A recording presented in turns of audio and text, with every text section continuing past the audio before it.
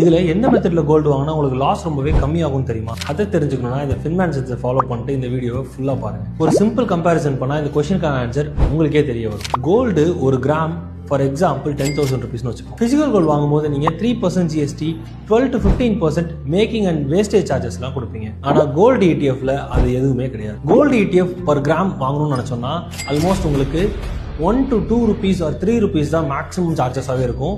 அதுவும் செல் பண்ணும்போது உங்களுக்கு இன்னுமே கம்மியாக இருக்கும். அதுவே கோல்டு ETF 1 கிராம் அதாவது 10,000 ருபீஸ்க்கு நீங்கள் பர்ச்சேஸ் பண்ணுறீங்க அப்படின்னா ஆல்மோஸ்ட் 100 யூனிட்ஸ் பர்ச்சேஸ் பண்ணலாம். ப்ளஸ் இதுக்கு பை பண்ணும்போது உங்களுக்கு all charges including GST 2 to 3 rupees தான் வரும்.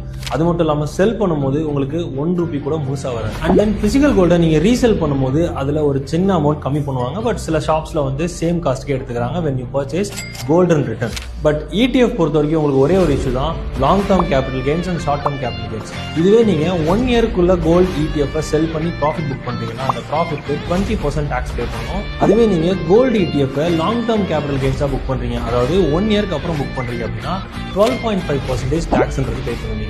அதுலேயும் உங்களுக்கு ஃபர்ஸ்ட் 1.25 lakhs வரைக்கும் டேக்ஸ் எக்ஸம்ஷன் இருக்கு. ஸோ கோல்டை சேஃபாக வச்சுக்கிறதுலேருந்து லாக்கர் சார்ஜஸ்லேருந்து எல்லாமே உங்களுக்கு மிச்சமாகும் if it is a gold ETF. But ஒரே ஒரு விஷயம் தான், நீங்கள் கழுத்தில் போட்டுக்க முடியாது. ஸோ உங்களோட ப்ரையாரிட்டி இன்வெஸ்ட்மெண்ட்டாக இருந்தால் கோல்டு ETF ப்ரிஃபர் பண்ணுறது பெஸ்ட்டாக இருக்கும்.